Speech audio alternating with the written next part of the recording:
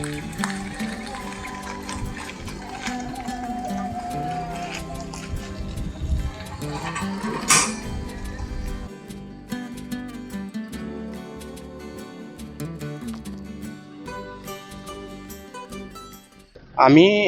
এইটোৰ অহা ডিচেম্বৰ মাহৰ ভিতৰত সমাপ্ত কৰিবলৈ চিন্তা কৰিছোঁ। ইয়াৰ গোটেই অসমত 6টা প্লেনেটেৰিয়াম একেলগে এটা প্ৰজেক্টত আছে।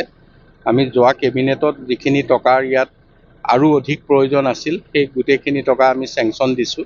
গতিকে এই কামখিনি আমি আশা কৰিছোঁ ডিচেম্বৰ মাহৰ ভিতৰত আমি সম্পূৰ্ণ কৰিম।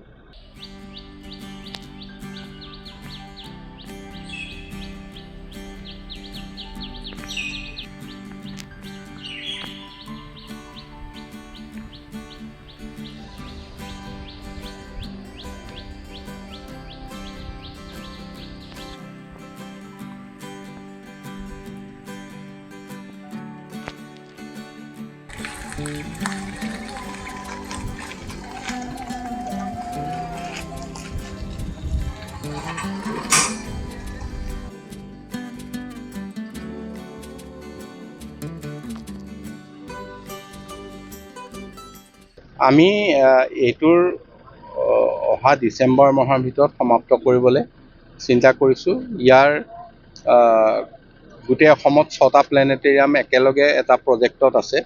আমি যোৱা কেবিনেটত যিখিনি টকাৰ ইয়াত আৰু অধিক প্ৰয়োজন আছিল, সেই গোটেইখিনি টকা আমি চেংচন দিছোঁ। গতিকে এই কামখিনি আমি আশা কৰিছোঁ ডিচেম্বৰ মাহৰ ভিতৰত আমি সম্পূৰ্ণ কৰিম।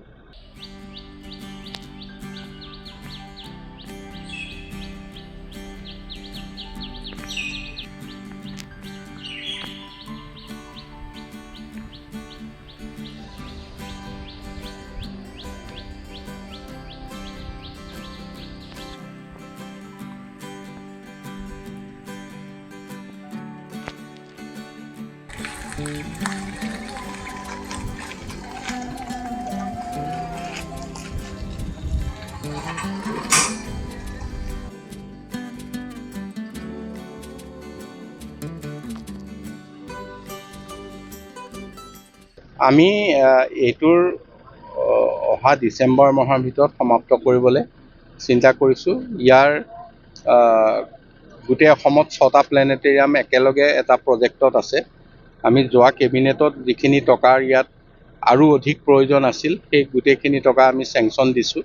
গতিকে এই কামখিনি আমি আশা কৰিছোঁ ডিচেম্বৰ মাহৰ ভিতৰত আমি সম্পূৰ্ণ কৰিম।